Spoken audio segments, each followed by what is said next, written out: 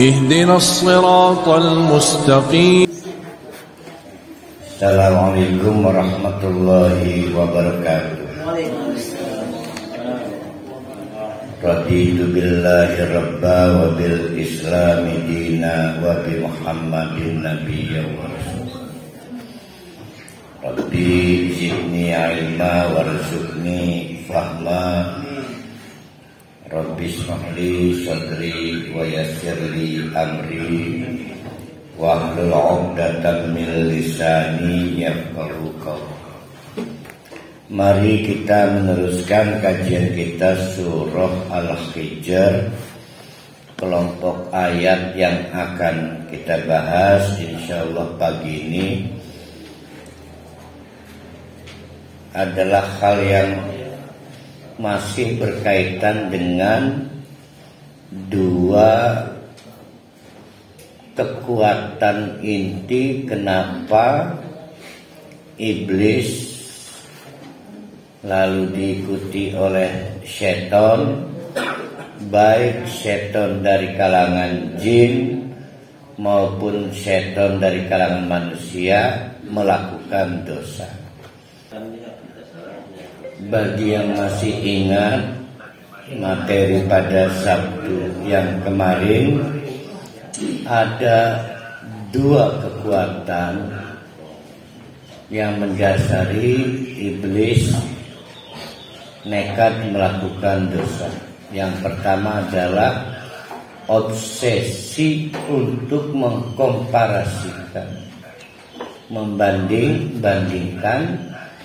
Tetapi konyol, yang dibanding-bandingkan adalah sebetulnya sesuatu yang sifatnya given, fadilah, pemberian dari Allah yang kita nggak bisa memilih. Contoh, saya tidak bisa memilih lahir dari anak orang kaya apa orang miskin. Apakah saya terlahir sebagai lelaki atau perempuan, cantik, kurang cantik, ganteng, kurang ganteng, bangsa, suku, ras, tapi termasuk kekayaan. Kekayaan yang terhimpun pada kita itu bahasa teknisnya dikuasakan kepada para khali, Pak Haji Rusdi, bukan hasil kasab kita. Jadi 50.000 tahun yang lalu telah ditakar ukuran rezeki setiap manusia. Ada batas limitnya. Berarti kekayaan juga termasuk fadilah, given, anugerah dari Allah. Nah, iblis memiliki obsesi membanding-bandingkan bahwa dirinya terbuat dari api, sedangkan Bashar Adam itu terbuat dari lempung hitam yang dapat dikrit, dibentuk. Nah, itu kekonyolan. Tapi ada lagi yang lebih konyol, Ustaz. Apa itu? Manusia, yang hebat-hebatnya itu iblis. Sebejat-bejatnya iblis. Nah, Itu masih nakal manusia. sebabnya Nah, iblis masa hebat abang penakalnya nggak ngaku Tuhan. Manusia ngaku Tuhan, Fir'aun. iya mania. Nah, itu ngebanding-banding akan akal itu.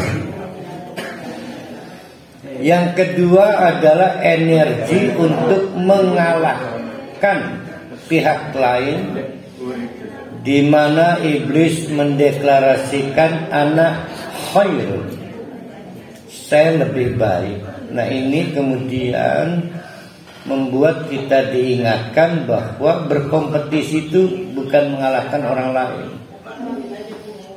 Kemarin saya buat contoh. Saya masih ingat Bu Haja Neneng punya tabungan 22 juz, tapi saya masih 20 juz. Maka saya harus mengalahkan diri saya agar lebih baik menjadi 21 juz, 22 juz, bahwa dalam fakta mungkin wajah neneng terlampaui, tapi saya sedang tidak mengalahkan wajah neneng, tapi saya sedang mengalahkan kemalasan saya, ya, diri saya sendiri. Jadi berbeda, fastabiqul khairat di situ. Nah, dari situ kemudian ada dua peta. Kita akan berlanjut ke ayat 45 masalahnya. Ada dua peta. Adam juga melakukan kesalahan, tapi kesalahannya terlalu ringan sehingga diberi nama zalla, kepleset. Zalla, terpleset. Kita dosanya bukan terpleset, tapi ganggu. Pernah kita terangkan tingkatan-tingkatan kesalahan. Paling rendah namanya zalla, terpleset. Di atasnya dambun, yaitu dosa yang mengekor. Dambun itu artinya ekor. Membayangi, mau tidur teringat, mau makan teringat, bikin asam lambung naik, membayangi kita, namanya dambun dan lain sebagainya.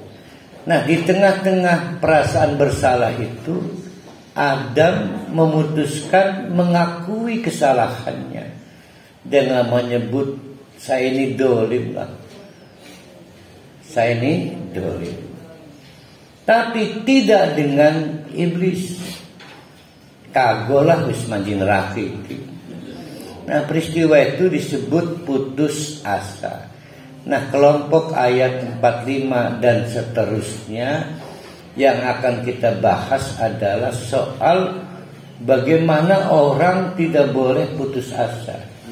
Karena Allah tampil tidak pernah berhenti dalam dua perkara. Yang pertama, Allah terus-menerus menyediakan lautan ampunan. Yang kedua, Allah juga terus-menerus menyediakan lautan kasih sayang. Nah, semenjak baca pantun Pak Jurus, lautan apa kasih sayang, Masya Allah. Itu semenjak baca pantun Haji Rusdi. Ini ular ya? Ular. Bukan ular lagi, terpengaruh. Yang saya nggak mau ikut itu banyak umurnya, nggak mau sih.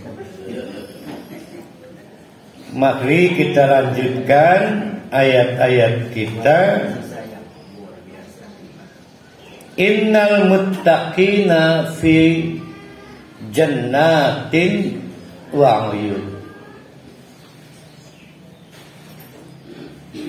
Sebelumnya digambarkan untuk seperti iblis, syaitan baik dari kalangan jin maupun manusia, tempatnya neraka. Nah, sekarang sebelum berlanjut, maka digambarkan oleh Allah bagi orang-orang yang terus-menerus bertakwa. Siapa yang bertakwa dalam kasus Adam dan iblis itu? Kan Adam dan iblis ada. Jadi kalau pakai surat Al-Baqarah nanti ada ujungnya. Adam itu diperintahkan bukan fala ta'kula, janganlah kamu berdua dan rabinire, jangan kamu makan min hadhihi syajarah.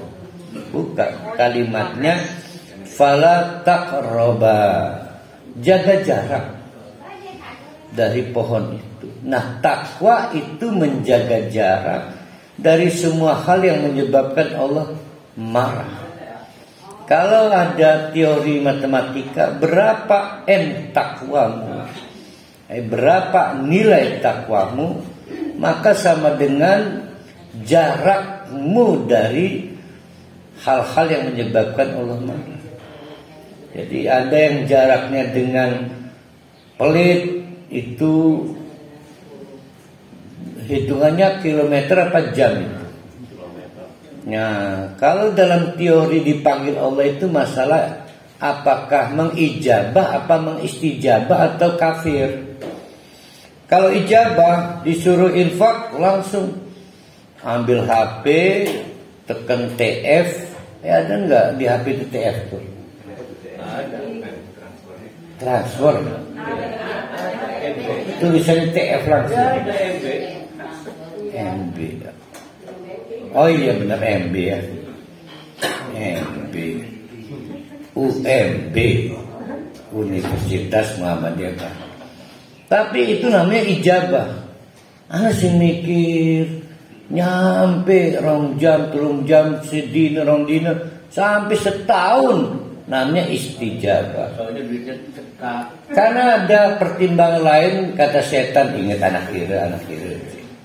Namanya istijabah, ada delay, ada problem di situ. Tapi selambat-lambatnya, senunda-nundanya infak juga. Yang ketiga menolak. Nah berarti takwa itu nilainya bukan jarak, tapi jarak waktu. Jarak waktu. Ada yang dilarang zina. Alhamdulillah seumur hidup nggak zina. Berarti berapa puluh tahun itu. Ada yang per 2 tahun zina ada. Kapok mana. Nah itu nilai takwa. Nah Nabi Adam dibuat tantangan agar bertakwa. Maka dijanjikan oleh Allah, innal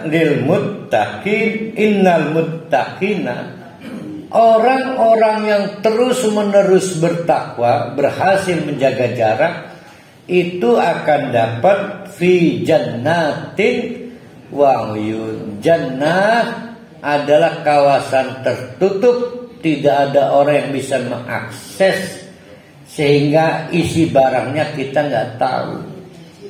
Ya. Jinnun,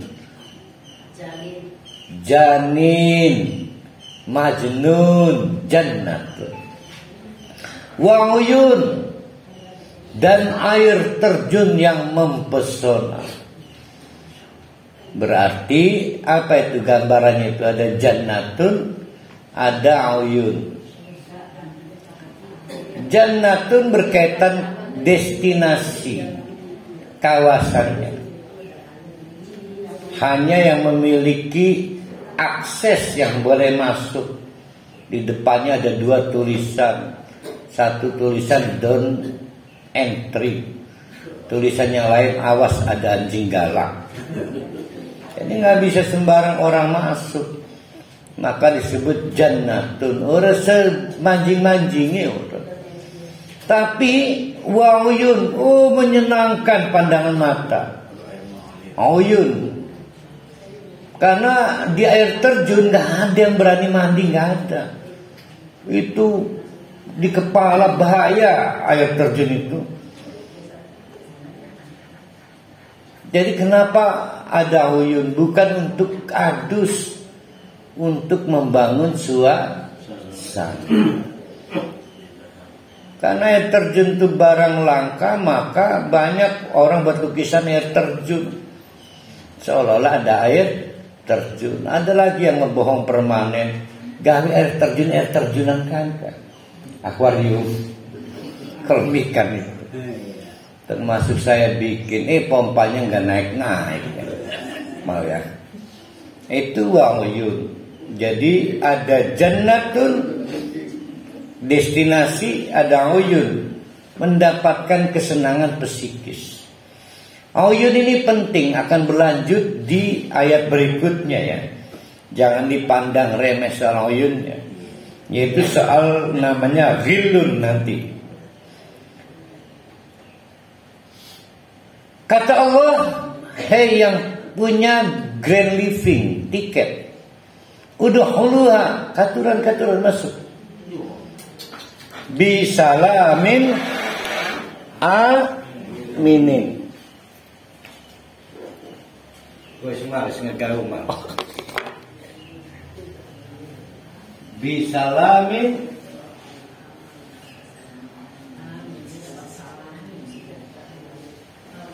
salamin. Yang kedua aminin. Gitu ya. Salam artinya berkaitan dengan perasaan tidak terancam dari aspek-aspek eksternal. Binatang buas, orang jahat, tekanan politik, cuaca tidak baik, temperatur yang nyaman. Nah, itu salam. Jadi orang yang salam karena tidak ada dehidrasi. Orang jamaah kita sekarang di tanah suci sedang tidak salam secara temperatur. Disalamin, selamat datang. Kamu di sini semua disesuaikan, cuacanya disesuaikan. Dan udah nggak usah takut lagi, nggak ada lisi uber-uber. Tidak ada tetangga yang tidak menyenangkan. Kok bisa? Nanti kita terangkan, ini menarik. Betapa kita beli rumah di lingkungan baru, akhirnya kecewa, buka rumahnya jelek. Ketemu mana tetangga kayak konon aja. Ruwet, sementara gangnya cuma 2. Maka dia terpaksa harus memutar milih gangnya 1. Sumeh dalam dewek, terancam dia. Terancam. Itu namanya salamun. Ya, salamun. Tapi juga wow.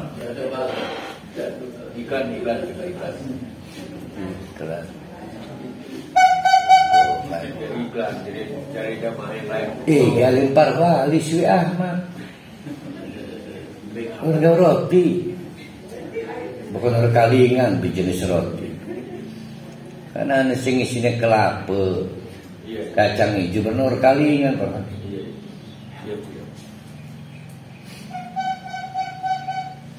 Sedangkan aminin, aman, berarti menunjuk kepada ancaman internal,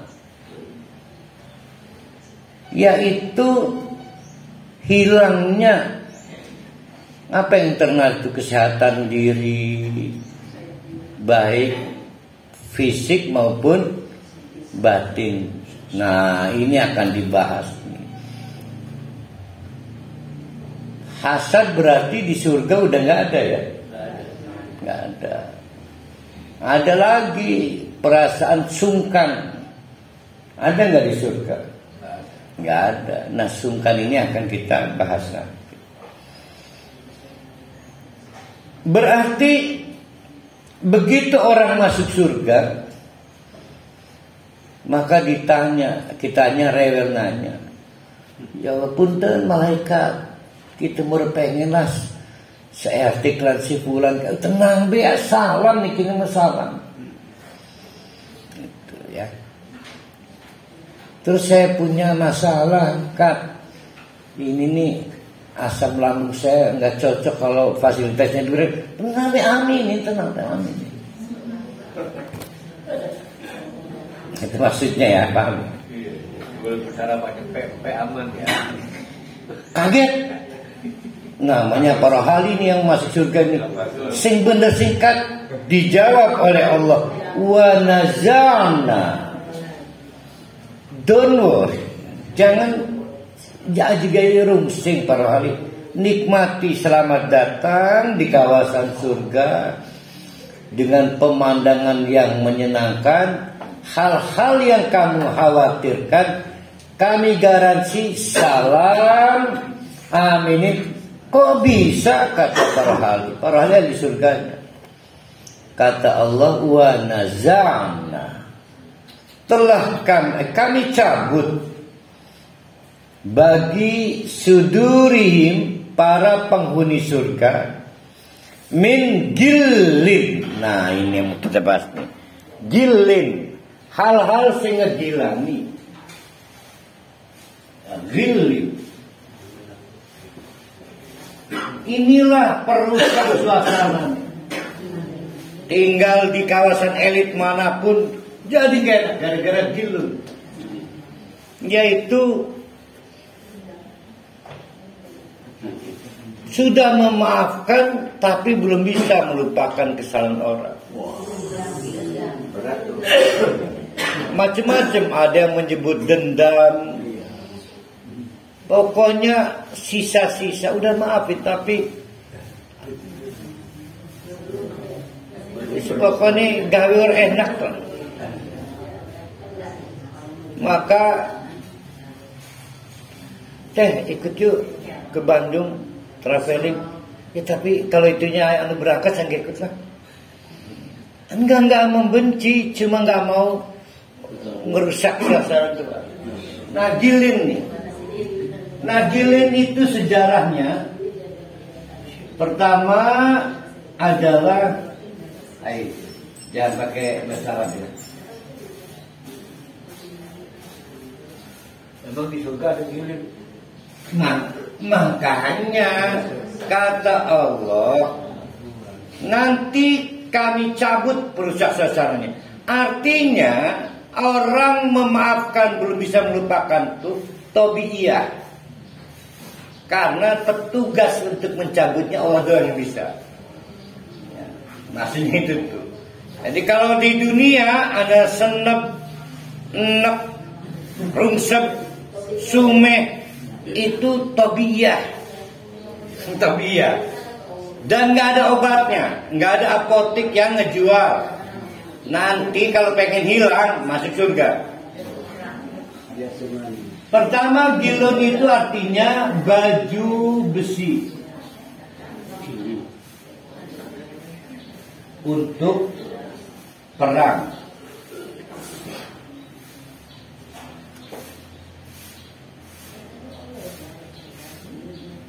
Baju besi itu, bapak-bapak, ibu-ibu, dirancang untuk melindungi prajurit dari peluru, sabetan pedang, maka full besi. Kalau nggak benar masangnya tergores. Maka ada bantalannya, dia semacam busa atau apa, kalau kita punya jas ada puringnya. Nah, puring ini dibuat setebal mungkin agar ngeklop di badan. Baju besi. Nah, itu bahasa Arabnya ghalar. Bisa juga yang kedua,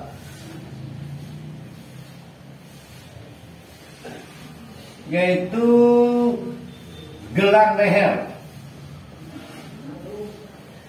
Gelang leher untuk perang. Bukan buat kau. Jadi bentuknya itu sampai menutup ini. Karena sabetan pedang lebih membahayakan di sini. Yang jadi masalah, si gelang ini itu tidak semua. Sebab kalau anu bahaya, maka dipaku,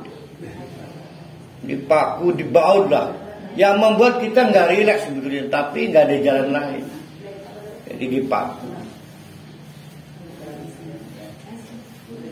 Yang ketiga, lilan juga berarti asam yang membuat pohon busuk, pohon atau batang. Gilun itu ada 3 artinya.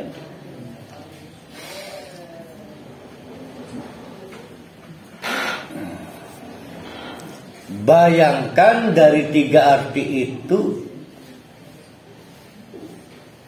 orang memproteksi, menghindar ketemu wajah nenek. Sebab kalau ketemu terluka lagi.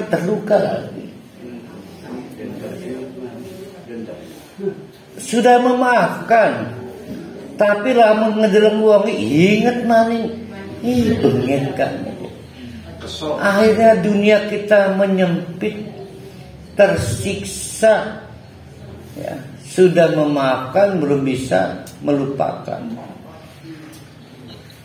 Kita paku lagi, kita baut lagi supaya nggak tertebas. Sehingga hati-hati kalau ngomong, khawatir nyulut lagi, tersiksa ngomong baru bisa bebas. Gitu ya. Jadi kita dalam situasi yang sangat tertekan. Belum lagi hubungannya naik turun yang membuat batang pohon busuk. Maka kita ditegur ngerati, bukan nyolot mani. Jadi gilun itu kurang lebih seperti itu. Gilun itu kurang lebih seperti itu. Nabi Muhammad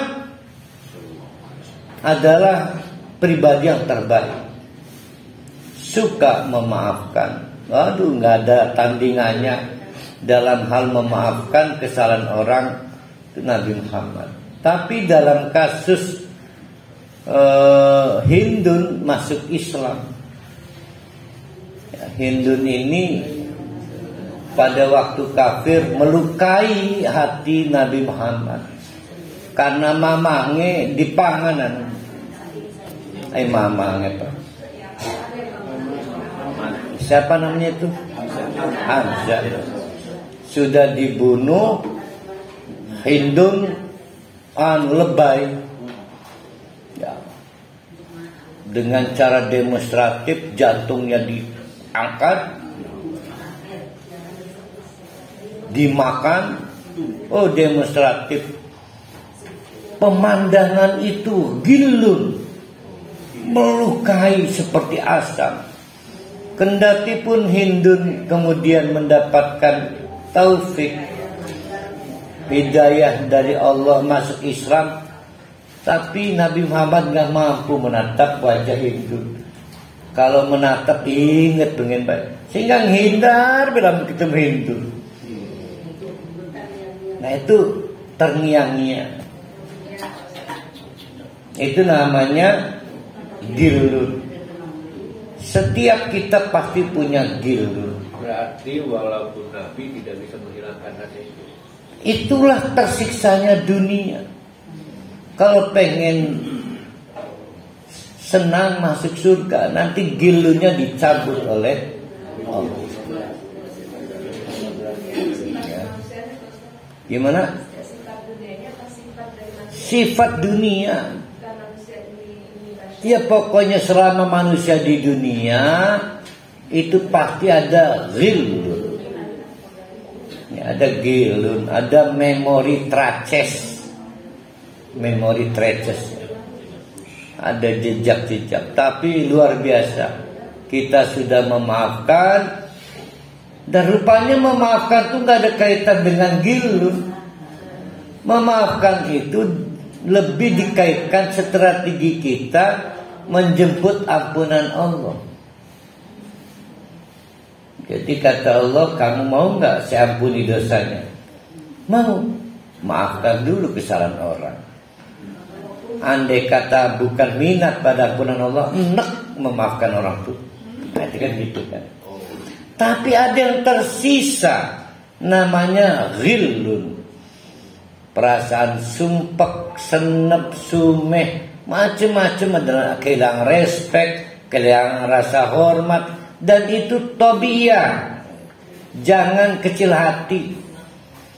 Diizinkan oleh undang-undang Allah. Jadi konstitusional. Jadi rasa enek pada orang sudah kita maafkan itu konstitusional. Tapi saya tersiksa lah. Memang dunia mah bukan surga. Tidak menyenangkan. Jangan lama-lama di dunia. Dan jangan ingin berlama-lama di dunia. Karena kita pengen segera ke surga. Maksudnya gitu. Di surga nanti disambut Allah. Masuk katuran para hali. Dijamin sekarang kamu gak punya musuh lagi. Kok bisa? Punten, saya tahu dia ahli ibadah, tapi saya senang dengan pamanan. Sudah, jangan khawatir. Ada sama pamanan, tapi dijamin enak. Masa sih saya cabut gilun? Jadi gilunnya itu dicabut. Jadi gilun dicabut itu di surga. Di surga. Karena yang membuat hilangnya rasa nikmat apa? Gilun. Kalau asam lambung merusak selera makanan, ada obatnya.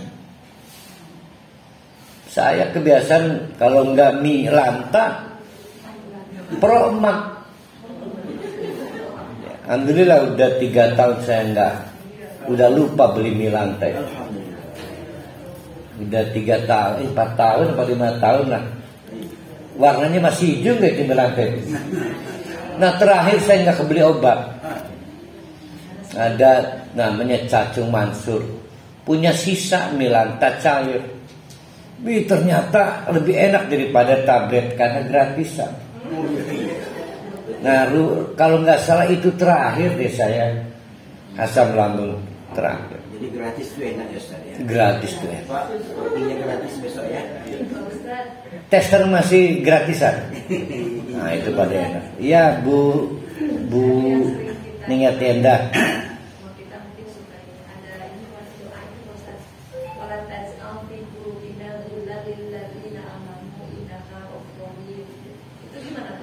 Iya, kan dijawab oleh Allah. Berarti pengen jadi ahli surga kan? Iya kita berdoa ya Allah hilangkanlah gilat. Dijawab oleh Allah nanti di surga dihilangkannya. Berarti doa itu secara intrinsik apa itu? Ingin masuk surga. Nah itu pintar. Doa pengen jadi ahli surga. Kemewahan ahli surga itu dihilangkan ghillun. Kata Allah, perhatikan. Nggak percaya Allah. Tuh para ahlinya senantiasa kan kaji rusdi. Sok najak. Ikhwanan ala sururin mutaqabilin. Nanti orang-orang yang kamu senang itu jadi bersaudara. Ala sururin duduk bareng di atas dipan mutaqabilin, enak ke depan-depan. Yang dulu di dunia melengos. Tuh bukti empiriknya. Tapi itu di surga. Jadi kalau di dunia kita nggak kuat melihat wajah orang, tobi iya, jangan kecil hati. Yang penting maafkan kalau ada kesalahan. Jadi Ustaz, di surga itu yang menyesak dada itu hilang Ustaz ya? Nggak tahu yang hilang dadanya apa yang bikin menyesakkan itu. Betul lah. Dulu kita dendam dengan orang lain. Di surga malah kita senang dengan dia. Dia dibuat mampu berhadap apa? Pernah ditolak cintanya enggak Pak Rusdi? Dendamnya kan nggak hilang ya. Nanti ketemu lagi yang khawatir. Ketemu lagi.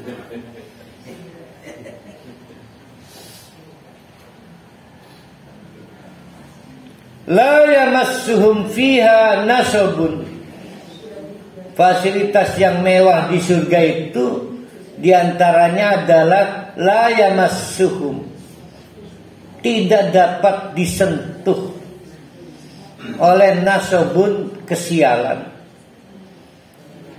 Yamassuhum massa, sentuh. Sentuhlah dia dengan lagu siapa kan ya? Ari Lasso. Sentuhlah dia. Tuh, ini berhayakan. Baju Romlana. Ada baju Romla. Alhamdulillah. Dia lo nggak bisa jalan.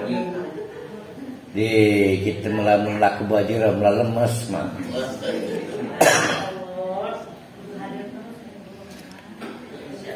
Berarti kalau di dunia itu sering kena nasab, tabiiyah. Jangan mengkekekkan, ya Allah kurang apa saya ini rasanya sudah menjaga diri kok ada nasab terus. Jangan begitu, karena kawasan tanpa nasab hanya ada di surga. Nasab itu mekanik. Gali tahu sing ngerati kemalingan bae. Gali tahu sing ngerati kepleset bae. Wa ma hum minha bimukhrajin. Para hali makin antusias tuh. Sing bener sikat bener lah ke uang sing gawe senep dan lah ke apes. Cius. Tapi janji ya kita selawasi ya. Kata Allah, wa ma hum minha bimukhrajin. Tidak akan ada lagi block out. Di DO nggak ada. Sekali masuk surga maka selamanya. Tapi orang yang masuk neraka belum tentu selamanya. Selama jantungku, nah,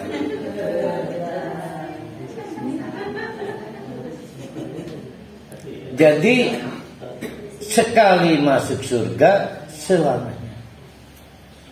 Karena dibayang-bayangi bahwa ini tidak permanen, itu juga hilang kesenangannya.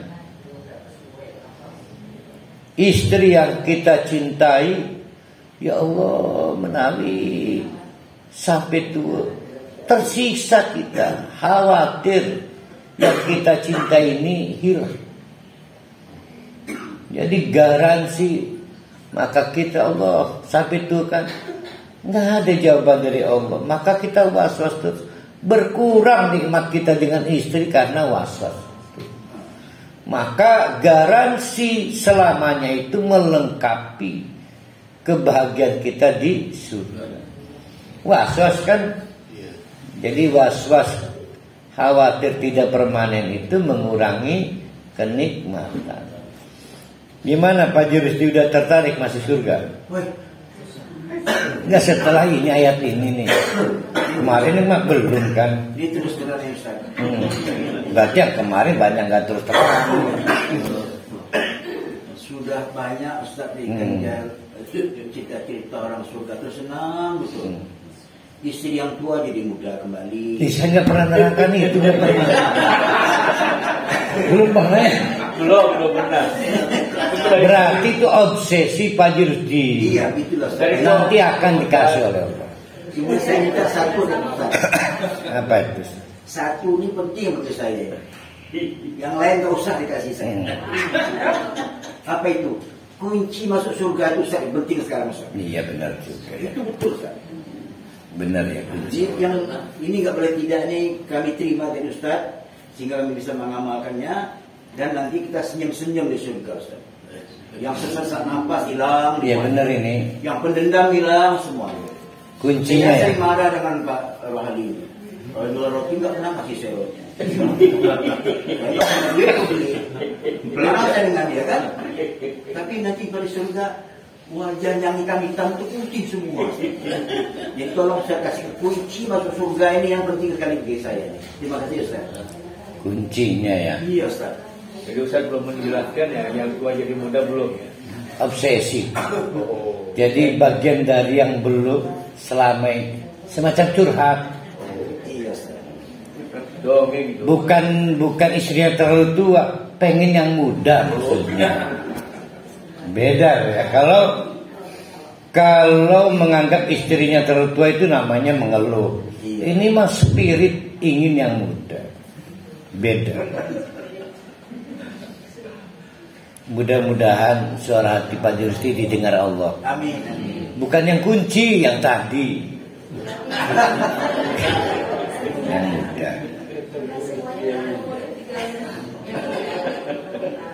Nah itu kelompok ayat penghubung ke contoh-contoh. Jadi kelompok ayat yang tadi melengkapi bagian dari yang kemarin. Sekarang selain Adam dan Iblis, mari kita praktekkan bagaimana orang-orang terbaik dalam panggung sejarah membuktikan tidak boleh putus asa. Jangan kayak iblis atau setan. Allah itu maha pengampun, surga itu menggiurkan. Jadi kalau orang itu obsesi pada surga, melihat Allah itu maha pengampun, luar biasa senangnya. Melihat Allah itu maha kasih sayang, luar biasa senangnya.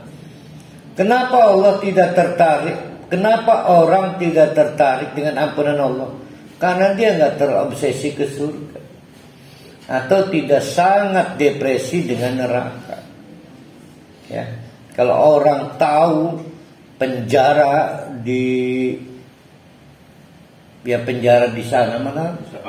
Nusa Kambangan, maka orang berani nyuap untuk mengurangi vonis, dapat pengampunan dari hakim. Tapi Ustaz, perjalanan hidup manusia itu walaupun banyak ilmunya, itu bisa kepleset.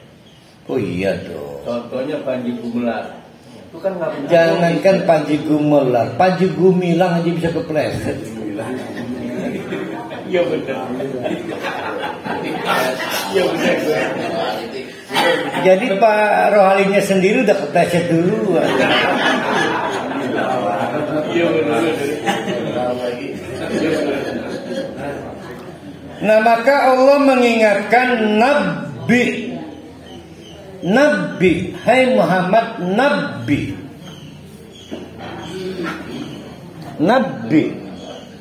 Ini kemarin saya menyampaikan begini di mana ya? Saya mirip-mirip aja. Ada khobarun,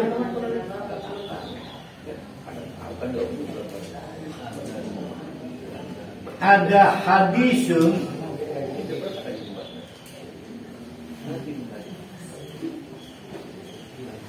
ada naba'un.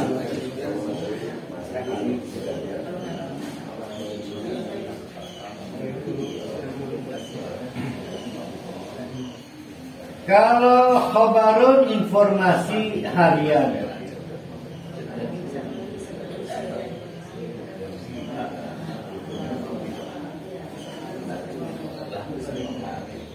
sehingga tidak ada pentingnya lah. Dilaporkan Pak Jokowi masuk ke istana presiden, hati-hati nani. Maka dilaporkan Bu Aslihah sudah karajat, hati-hati nani. Disebutnya baru. Tapi kalau hadisun itu berkaitan peristiwa itu cekeneh terjadi. Cekeneh. Baru saja. Setiap sahabat, itu pengen menjadi orang pertama yang mengabarkan bahwa baru saya lihat Nabi takbirnya begini, sedekapnya begini. Maka disebut hadis. Kita nyebutnya breaking news.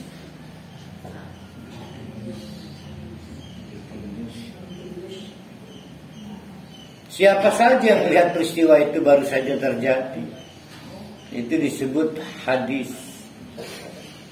Baik karena sahabat melihat Nabi, ataupun karena kita melihat suatu peristiwa. Maka kita mohon siapa saja yang mengenal, baru saja saya lihat ada motor nabrak serabi. Ya kan biasa kita namanya breaking news. Tapi kalau nabaun adalah informasi yang berkaitan dua perkara. Satu, menyangkut semua orang dan sangat-sangat penting.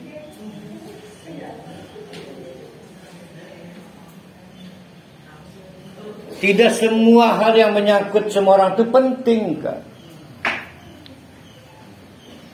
Nah, itu nabaun. Maka orang yang berhak menyampaikan naba diberi gelar nabiun. Cuma para nabi yang boleh mendelivery, mentransformasi apa yang disebut dengan nabaun. Nah, Allah mengkelompokkan dari ayat berapa nih? 49 ini beberapa naba. Yang pertama adalah kedudukan Allah sebagai Al-Ghafur Ar-Rahim. Itu nabaun. Allah menjelaskan, Nabi, hai Muhammad, beritakanlah berita penting ini. Ini berita sangat penting. Apa itu? Yaitu Allah itu Al-Ghafur, Allah itu Ar-Rahim. Jadi tidak ada berita paling penting kecuali mengingatkan terus kepada hamba-hamba Allah. Allah itu Al-Ghafur, Allah itu Ar-Rahim. Kalau perlu tulis besar-besar di ruang tamu.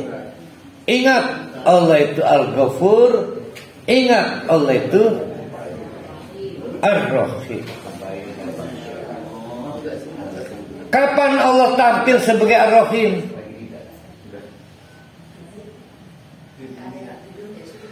Nggak bisa. Pada saat kita kurang pantas masuk surga. Pak Haji Rusdi bertanya, kuncinya mana? Kuncinya amal soleh. Begitu mau dianu, kata malaikat, kurang geriginya. Maka kita butuh syafaat. Kita butuh ampunan Allah di depan sudah mau masuk surga. Kata malaikat, Pak Haji Rusdi, kayaknya terancam masuk neraka ini. Maka kita butuh Rahim Allah. Berita penting gak ini? Nah, maka disebut nabi, naba. Tulis di ruang tamu. Betapa kita terobsesi menjadi orang yang dipantaskan mendapatkan Rahim. Kalau Rahman nah sekarang yang kafir dapat Rahman. Orang Cina yang bukan Cinanya, maaf ya, orang Cina yang Nasrani juga menikah punya anak. Nggak sholat kaya, nggak pernah haji lagi, sugih bae mana, nggak pernah kurban, kaya lagi. Karena Rahman. Tapi Rahim, pertama tempatnya bukan di dunia. Nanti pada saat krisis itu tidak ada yang bisa ngasih pengampunan, tidak ada yang ngasih. Kurang dikit lagi masuk surga. Ayo pilih, mau masuk neraka sebentar baru nanti ke surga, atau bertaruh dapat rahim Allah. Nah, yang jadi masalah kita nggak bisa mintanya nanti, mintanya sekarang. Jadi proyeksikan diri kita sebagai orang yang pantas mendapatkan rahim Allah. Kalau Rahman gak usah diminta. Ada yang pernah siang malam minta, ya Allah beri saya bisa oksigen, kan enggak, dikasih juga oksigen. Itu bukti Rahman Allah. Maka nggak ada orang selamatan syukuran dapat oksigen, nggak ada kan? Ya. Karena kita ini jalur tan. Nah, berita besar Ghafur dan rahim itu. Nabi, hai Muhammad, sampaikanlah berita besar ini ibadi kepada hamba-hambaku. Apa berita besarnya? Anni setuhuniku leniku. Diulang lagi, anak, bukan yang lain. Saya adalah Al-Ghafur Ar-Rahim. Berarti tugas mubalik apa itu? Enggak dong. Memastikan soal Al-Ghafur Ar-Rahim itu berita besar. Ada yang menganggap bukan berita besar, ingatkan lagi. Jadikan itu berita besar.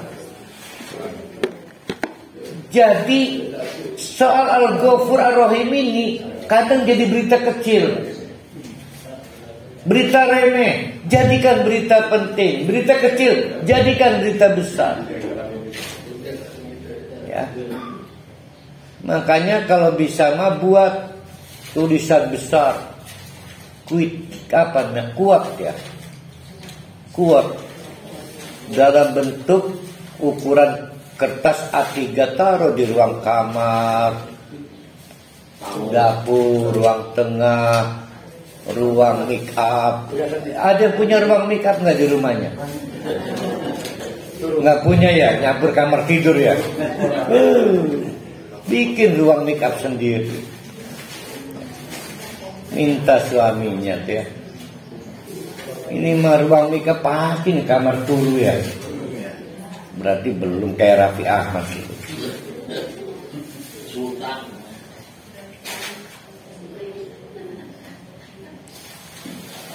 Berita besar yang kedua adalah wa anna azabi, azabku itu sungguh-sungguh, huwa azab, bukan yang lain. Soal azab itu al-azabul alim, pedih banget. Berarti tugas mubalik adalah mengingatkan bahwa azab itu pedih.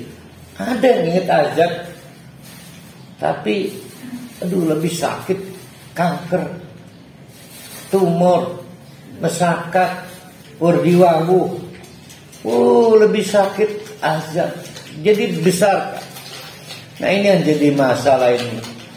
Kita bertemu satu strategi dakwah. Ada yang bilang yang enak sih dakwah itu aja ngancem aja. Menggembirakan, saya bingung itu. Akhirnya neraka dibuat nggak mengerikan. Dicari selain, tapi wallahu alam bisa mana yang benar mana yang salah. Kita cari momentum aja ya. Mana kapan menggembirakan, mana kapan. Tapi dari ayat ini kita lihat tidak boleh mengurangi tingkat dangernya azab Allah, tingkat bahayanya. Ini yang paling sering permanen bahaya apa itu? Bahan-bahan kimia kan. Awas, barang berbahaya. Gambarnya tulang kan, tengkorak. Bikin juga gambar tengkorak, azab neraka, taruh di ruang tamu. Ustaz, tadi disampaikan kuncinya surga, pertanyaan Pak Haji Rusdi itu amal soleh. Amal soleh. Amal soleh itu kan amal yang pas sesuai dengan contoh Rasul. Yang nggak pas berarti salah. Amal salah. Punya amal sih pelaku bid'ah. Lah dia mah nggak dapat kunci surga gitu. Nggak dapat kunci. Yang jadi masalah kan tadi Haji Rusdi udah dapat kunci surga, ternyata geriginya kurang. Kan susah. Kan ada yang 8, belum pernah saya beli kunci yang sampai 6 gerigi ya. Kunci itu kan sampai 6 gerigi. Bahkan sekarang bisa pesan kunci itu. Tingkat kesulitannya lebih sulit lagi. Nah, dengan amal solehnya ternyata Pak Jurusdi kurang 1 gerigi. Maaf, sebentar doang ke neraka Pak Jurusdi. Masa sih nggak ada rahim Allah? Maka diberilah yang disebut dengan syafaat itu. Lengkap masuk surga. Nah, merancang emergensinya itu kapan? Di dunia sekarang. Di dunia ini. disebutnya syafaat. Syafaat itu artinya syafa'un, genap. Lawannya witrun, ganjil, menggenapi kekurangan. Kurangnya dikit doang, kalau kurang banyak nombok. Berarti yang berharap syafaat siapa? Orang yang ahli ibadah. Karena kurangnya dikit-dikit, tukang nongkrong pengen syafaat, asing ngurur ben nombok. Yang kedua, berita penting dan sangat penting itu adalah soal kedudukan azab, itu sangat pedih. Yang ketiga, yaitu soal peristiwa Nabi Ibrahim. Nah, ini ada dua sudut ini. Saya kurang setuju dengan gaya, yaitu kisah Nabi Ibrahim nerima tamu. Ada saya dengar kajian begini, akhlak Nabi Ibrahim nerima tamu. Apa yang penting itunya? Kayaknya bukan itu deh, ini berita penting loh, yang setara dengan kedudukan Allah Al-Ghafur Ar-Rahim, dan setara dengan pedihnya neraka. Ayo, kata pedih, lagu siapa itu? Titik Puspa. Pedih, oh pedih. Iya, lirik, salah satu lirik. Ini lamun tahfidz sambung ayat. Lamun ayat sambung ayat.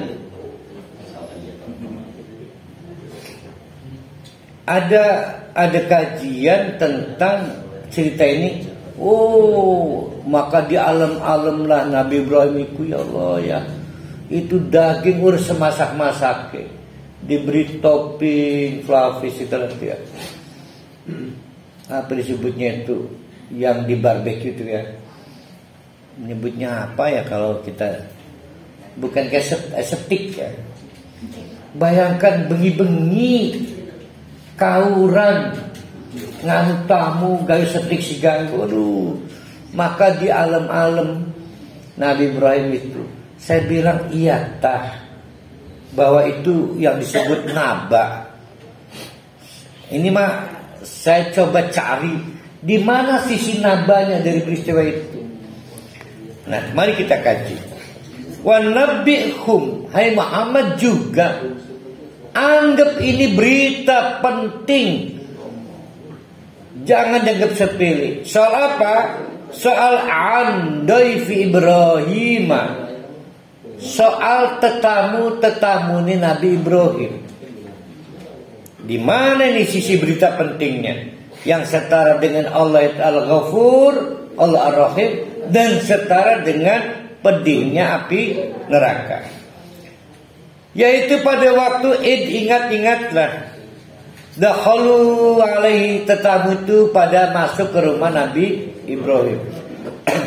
Jumlahnya ada yang bilang 3, ada yang bilang 3 itu. Dengan meminjam rupa manusia gantengnya luar biasa.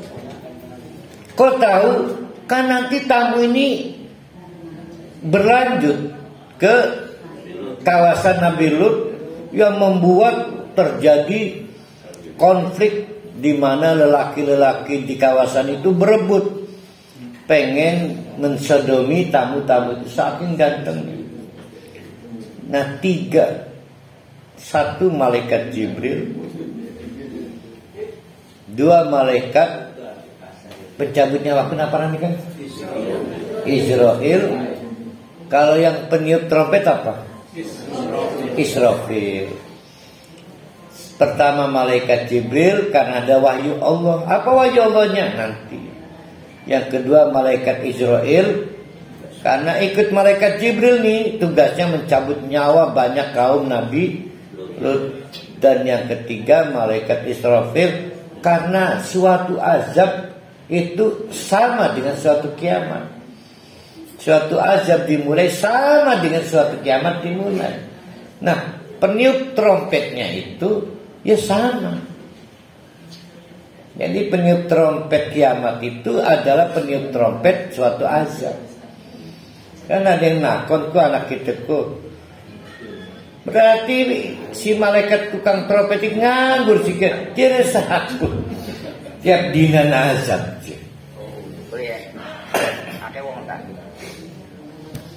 Tiga, maka datang faqalu, maka uluk salam, tetapi ayo uluk salam.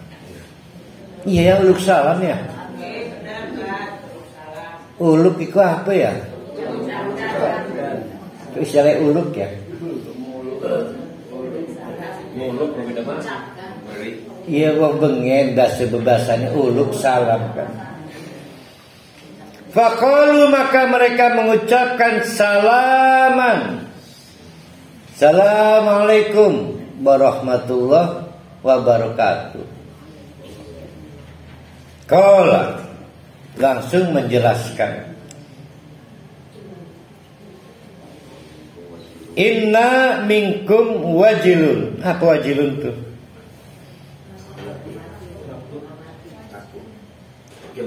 Kok saya takut amat lihat kalian ini? Kata Nabi Ibrahim. Pertama karena mungkarun, tidak kenal. Pak Sapi kini di surat Al-Baqarah dan Al-A'raf lebih detail. Barang disuguhkan makanan aneh, kayak nggak lazim, sehingga timbul rasa takut. Bahkan beberapa hadis menceritakan waktunya nggak lazim untuk bertamu karena di larut malam. Jadi nggak seperti steak ya? Disempat nyembelih wedus karena wedusnya kan ready di sana. Qalu, maka menyadari timbul kecemasan di wajah Nabi Ibrahim, segera para malaikat ini mencoba menenangkan. La taujal, tenang ajudi, jangan takut. Inna nubasyiruka bighulamin alim. Kami kesini tugasnya adalah memberi kabar gembira, kabar gembira. Berarti apa itu? Enggak, namanya apa itu? Tafsirah apa basyarah?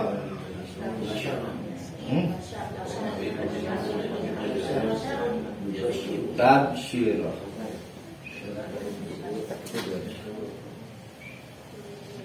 Nah, ini kata kuncinya.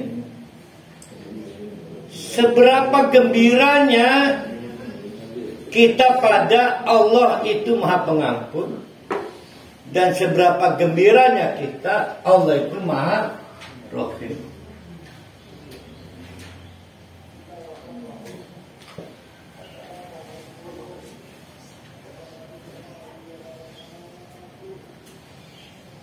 Nah, ini si iblis nggak gembira itu, makanya dia merasa ablasa, putus asa. Setelah kagum lah, jadi ahli neraka, putus asa.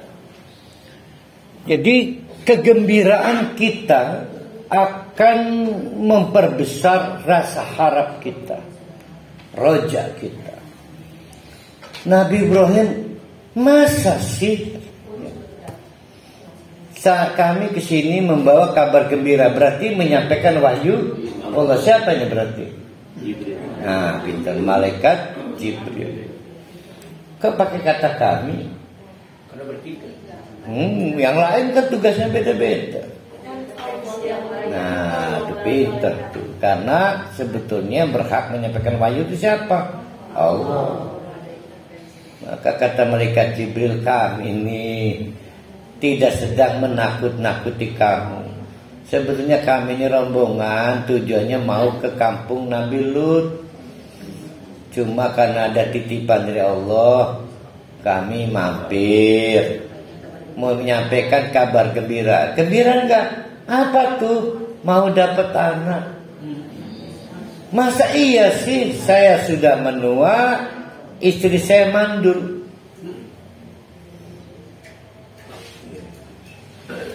Maka orang yang menempatkan sebab sebagai mutlak pemberi akibat itu musyrik.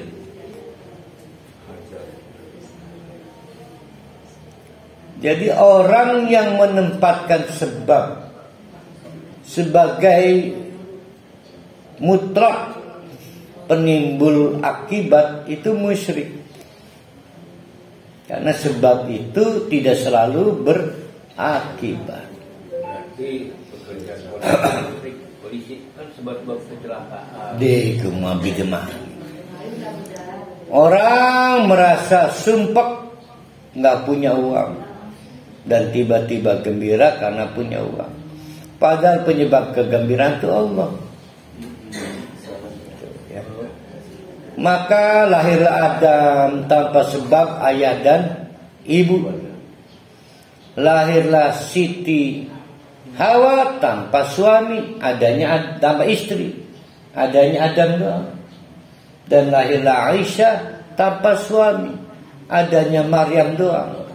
Hai Ibrahim, istrimu mandul dan kamu mentua, menua.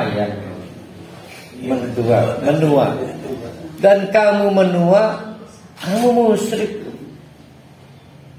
Karena sebab timbulnya gulam itu Allah. Ya. Jadi Allah itu penguasa sebab. Banyak juga yang berobat ke Siloam mati-mati juga. Yang berobat ke puskesmas kelas A Pontang malah waras. Jadi sebab itu tidak determinan kepada akibat. Karena penguasa sebab itu Allah. Jadi orang gak boleh menghilangkan Allah gara-gara merasa kita menemukan sebab. Gak boleh. Sebab itulah yang menghilangkan Allah. Kalau kita tenggelam pada sebab. Nah, kenapa orang wajib ada rojak? Bukan karena ada sebab. Karena berita besarnya adalah Allah itu Al-Ghafur, Allah itu Ar-Rahim. Jadi timbulnya rojak itu gak boleh karena merasa punya uang, merasa bisa belanja kesehatan, merasa bisa belanja penasehat hukum. Gak boleh. Harus karena kita menemukan Allah. Kita sudah bahas Allah penjamin rezeki, Allah penjamin keselamatan, dan Allah penjamin apa itu? Iya, ampunan. Yang Asmaul Husna kemarin. Qala Nabi Ibrahim tidak percaya. Nah, tidak percaya atau masih bicara sebab itu tabiiyah. Yang tidak boleh itu adalah menghilangkan Allah dan mendewakan sebab. Nabi Ibrahim nakon ke abasyartumuni ala an masaniyal kibaru fabima tubasyirun. Coba tolong jelaskan secara teknis bagaimana saya dapat kabar gembira itu, sedangkan saya mentua, istri juga mandul. Karena menurut pemikiran Nabi Ibrahim, secara sebab nggak mungkin. Nah, ya. Jadi tabiiyah orang masih ngelihat sebab yang tidak boleh menghilangkan. Bagaimana itu caranya? Ternyata di surat lain dalam kasus Maryam itu bertanya, bukan Maryam, yang Nabi sampai tua nggak punya anak, siapa namanya? Hah? Nah, Pak Jack, Nabi Zakaria. Ternyata Allah memperbaiki rahim istrinya. Ya, di surat lainnya. Nah, itu namanya memperbaiki sebab.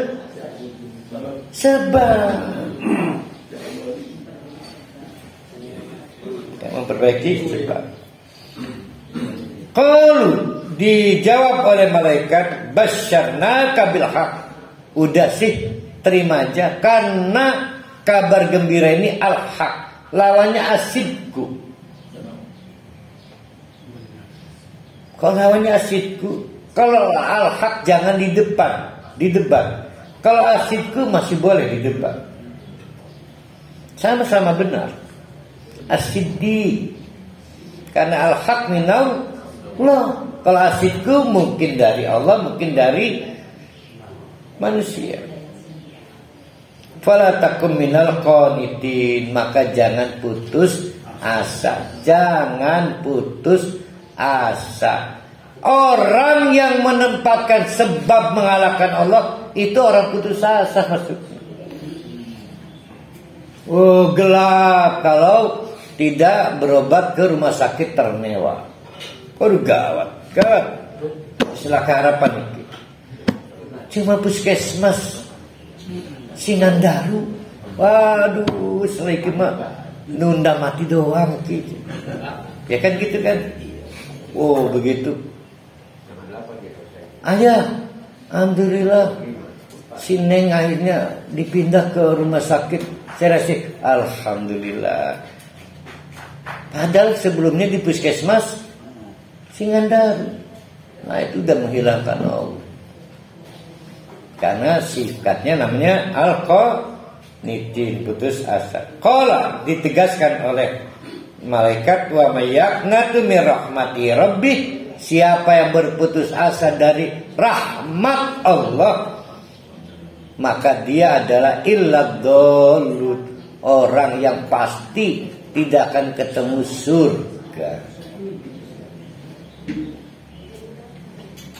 Ya, sampai ayat 55 sebagaimana di iklan. Aku qouli hada wastaghfiruh innahu ghafurur rahim. Assalamualaikum warahmatullahi wabarakatuh.